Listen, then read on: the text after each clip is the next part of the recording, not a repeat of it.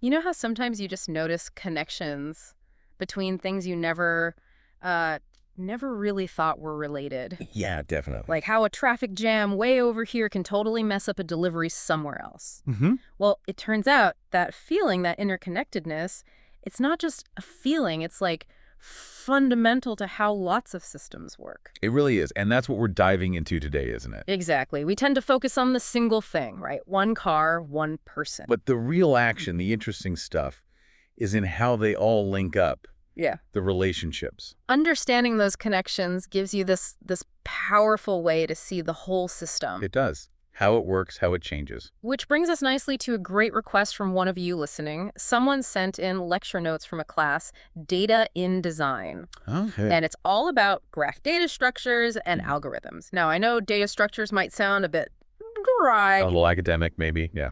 but stick with us because this isn't just computer nerds talking computer science. It's really a new way of seeing things. Totally. Think of graphs not as, abstract math stuff, but as tools. Tools for modeling the real world. Okay. I mean, anywhere you have things linked together, city streets, your friends, even pathways in your body, Wow, okay. you can use graphs to understand them. So this deep dive, we want to pull out the big ideas, the Yeah. aha moments without, Drowning in technical terms. exactly. Keep it focused on the core insights. Okay, let's get to it then. What is a graph in this sense? The professor in these notes, he put it quite clearly, used a bit of Korean too. Oh, right. Yeah, he said, "What we will study today is a graph. Graph, graph." And I wrote data structure. So a graph is ultimately a data structure. Yeah. Then the key bit. It's a nonlinear data structure. Nonlinear. That sounds important. It is. That's the crucial difference. Think about a list, like a shopping list. One item, then the next, then the next. Right, sequential, linear. Exactly. Linear. A graph throws that out. Non-linear. Things we call them nodes or vertices. They can connect to lots of other nodes any which way. Much more flexible. Like a web, maybe. Sort of, yeah. The professor even mentioned how programming classes, objects linking to each other, that's non-linear too. Yeah. Graphs are just another big example of this non-sequence thinking. And this isn't just like a theoretical thing, is it? Why does it matter for designers? The professor said. Let me find it. So once you understand the graph structure, then you can just simplify the complex structure in the real world into the graph. Mm-hmm. He follows up. I think this is the most important ability to translating real-world information to the digital world, translating reality into digital form. That sounds huge. It really is. That step, taking messy reality and finding the key relationships, representing that simply, that's abstraction. It's core to computational thinking. So you model the connections. And then you can analyze it, simulate it, design with it much more effectively. It's a game changer, like you said. Okay, so let's break down the graph itself. What are the pieces, the building blocks? Well, at the simplest level, you've got two things, nodes and edges. Nodes and edges. Nodes are like the points, the things. Vertices, sometimes they're called. Think cities on a map. Got it. And edges are the connections between them, the relationships, the roads connecting those cities. Simple enough. But you mentioned they can hold more info. It's not just connected or not connected. Precisely. Right. That's where the power comes in. Both the nodes and the edges can have properties, data attached to them. Oh, okay. The professor's example was great. Occupation, occupancy, friction is solid, is fixed, is it full, is it stopped, what is the friction? All this meta information can be included. So loads of details. Yeah, a node, maybe a building, could store its purpose, how many people are inside, what it's made of. An edge, a road, could store its length, traffic flow, speed limit, condition. Right, right. So you get this really rich picture. A very rich picture. It's not just that A connects to B, but how it connects and what A and B are actually like. Okay, that makes sense. And that richness makes them super versatile for modeling, well, anything. Pretty much anything with connections. The professor linked it back to vectors, saying, anyway, the meaning of vector is, as the name suggests, think of points. We drew a grid, so ultimately a graph is described by vectors and it's a data structure, especially a nonlinear one. He was sort of showing how even spatial layouts can underpin these abstract connections. And he gave examples that weren't just maps, right? Some surprising ones. Yeah, he did. He pointed out polyline is types of graph. Mesh is also types of graph. Mesh and polyline are all graphs. So like drawing lines and shapes in design software. Exactly, even simple geometry. Yeah. Then he asks, what about a line? Is a line a graph? Yes, a line is also a graph. Huh. Just 2 points in a connection. It's about the structure, the nodes, Right. points in the edge, the line segment. It's seeing the relationships. He even made it personal, said, and our relationship, yours and mine, can also be explained as a graph, right? Ah, yeah, absolutely. We're nodes. This chat is an edge. You could add properties to the edge, too, like topic, duration. Okay, maybe not that much detail, but it goes way beyond us, right? He mentioned some big applications. Oh, yeah, definitely. Social networks came up, Facebook, friend suggestions, ads. That's all graph analysis on a massive scale. Who's connected to whom? What do they like? Right. Analyzing that huge web. And then neural networks, AI stuff, CNNs, ANNs. He said, ultimately, each and every neuron is a neuron. In the end, we can also see this as nodes and edges. So the brain cells, basically. Or the artificial ones in AI. They're the nodes, and the connections between them, carrying signals, having different strengths or weights. Those are the edges. Wow. So understanding graphs helps understand AI learning. Fundamentally, it's about how these interconnected units process information. Even really complex things boil down to nodes and edges and their properties. Okay, my mind's expanding a bit here. So we have these networks. What can we actually do with them digitally? Well, the big thing is changing their structure, what the prof called topological operations. Topology. That's about how things are connected, right? Not their exact shape or size. Exactly. Connectivity. He stressed, so in the case of grass, he means grasshopper, the design software, topological operations are very important because it ultimately has topology, right? So what kind of operations? Things like adding nodes, removing them, same for edges, splitting an edge, merging edges, changing the connections. And why is that useful for designers? Because it lets you explore. He said, this is a topological change. The topology has changed. You can try different layouts, see how adding a new connection affects the whole system, maybe run simulations. It's like adding a new corridor in a building design and seeing how people might move. Perfect example. Yeah. Or adding that road we talked about and seeing the traffic impact. It's iterative design based on the network's behavior. Now, the prof also mentioned there isn't just one type of graph. They come in different flavors. Yeah, several classifications based on their properties. Yeah. A key one is directed versus undirected. Okay. Undirected is like a normal friendship. If I'm your friend, you're my friend. The connection goes both ways, a two-way street. Makes sense. But directed graphs have one-way connections. Think of Twitter. You can follow someone, but they don't have to follow you back. The professor said it's a directed graph, right? A directed graph, right? And specifically, Grasshopper is also a directed graph. Why grasshopper? Because data flows in a specific direction through the components. One component's output becomes another's input. It's a one-way flow. Like a one-way street, that's the classic example. Crucial for modeling things where the relationship isn't mutual. Got it. What else? Weighted versus unweighted. Weighted means the edges have a value, a cost, like distance on a roadmap or travel time. Or maybe cost, like a toll road. Exactly. Unweighted just says yes or no to a connection.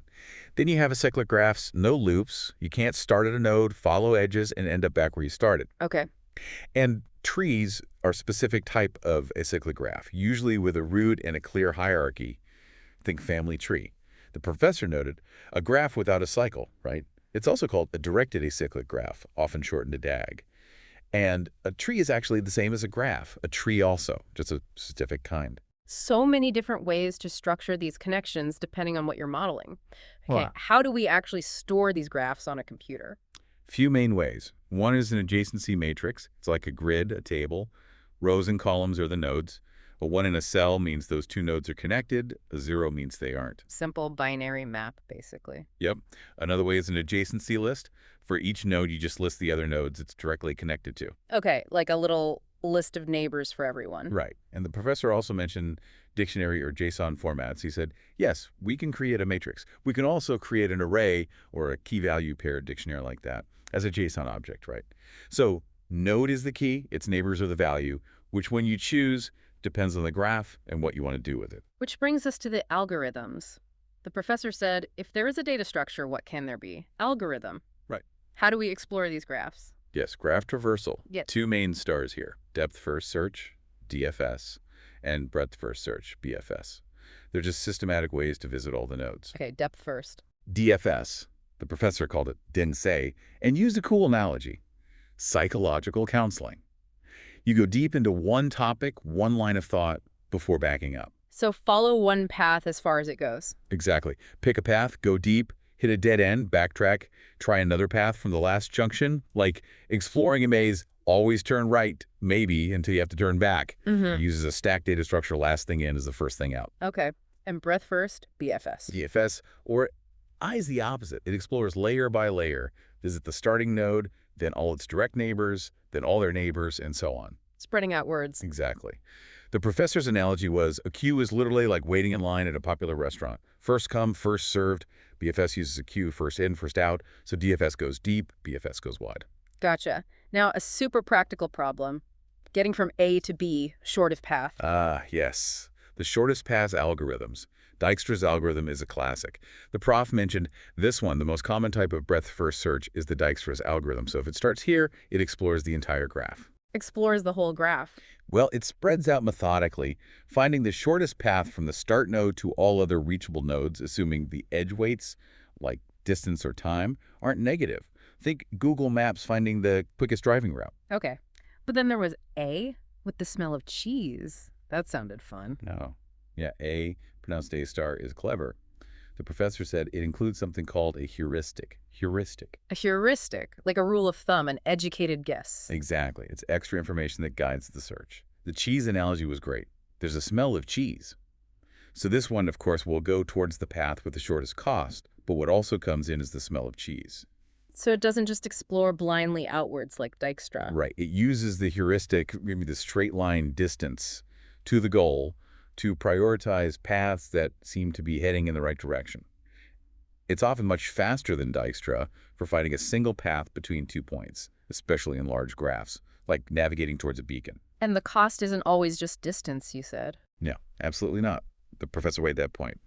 While distance is common, what do I mostly give is the cost function. Distance, of course. You define the cost based on your goal. He said these are also parts that we can define in the cost function when we are writing algorithms. Like avoiding hills if you're cycling. Perfect. Or maybe maximizing scenic views on a walking route, so paths near parks have a lower cost, making them more attractive to the algorithm. It's flexible. Interesting. Okay, another term, minimum spanning tree, MST. Right, MST. The idea is you have a bunch of nodes, maybe towns, and weighted edges, like the cost to build roads between them. You want to connect all the towns with roads, but using the minimum total road length or cost, and without creating any loops. So the cheapest way to connect everything. Exactly. Connect all nodes, minimum total edge weight, no cycles. The professor just introduced it as another algorithm is the concept of a minimum spanning tree. Minimum spanning tree, right? Super useful for network design, laying cables, pipes, that sort of thing. Makes sense. And Yeah. finally, analyzing the network itself. Who's important? Centrality analysis. Measuring how important or influential nodes are within the network. Cool. The professor listed a few. Centrality includes degree between colliness, closeness, and gravity-Huff models for judging networks. Degree sounds simple. It is. Degree is how many neighboring nodes I have. Just count the direct connections. More connections, higher degree centrality. Like being popular. Okay, betweenness. That's about being a bridge. He said, it's the node that is most frequently intersected when connecting point A and point B. Nodes with high betweenness lie on many shortest paths between other nodes. They control flow. Think major highway interchanges. Or maybe a key person connecting different groups in an office. Great example. And closeness centrality measures how easily a node can reach everyone else, the average shortest path distance to all other nodes. Lower average distance means higher closeness. So they're sort of close to the rest of the network. Exactly. These measures help understand information flow, influence, bottlenecks. The professor mentioned circulation analysis is often done using graphs, like analyzing foot traffic in buildings or transport efficiency in cities. It really is amazing how these ideas pop up everywhere, from designing buildings to analyzing social media. Absolutely. Game development, logistics, urban planning, AI, it's vast. And the professor really hammered home a point for computational designers. Yeah. He said most computational designers only use lineup or APIs provided. They lack experience in creating their own design data structures that best describe the design problems they want to create or solve. So they use off-the-shelf tools. Instead of thinking about the best structure for their specific problem, he continued, but this is very important, and to do this, you need to have a basic understanding of graphs. Choosing or creating the right graph structure is key. He even mentioned his own research using graphs for urban mobility, looking at third places and energy use for travel. Fascinating stuff. Okay, so as we kind of wrap up this deep dive, what's the big picture message about graphs? I think the core thing is that graphs give us this incredibly powerful way to focus on relationships, on Yeah. connections. It's a framework for modeling complex systems by looking at how the parts interact. Rather than just the individual parts in isolation. Exactly. And that relational view unlocks insights you just wouldn't get otherwise. We've seen how simple nodes and edges can model everything from lines to brains, basically, Hmm. and how algorithms let us explore these networks, find paths, figure out who's important. It really is about the power of connection. Well put. And hopefully this is giving you, listening, a good sense of how these ideas work and why they matter across so many fields. So here's something to mull over. Think about some complex system in your own life. Could be traffic, could be how gossip spreads, could be projects at work. Yeah. How could you start sketching that out as a graph? What are the nodes? What do the edges represent? Just thinking about it that way, it might spark some interesting insights, those aha moments. Definitely worth trying. And hey, if thinking about that system or any other topic makes you curious, let us know. We're always looking for ideas for the next deep dive.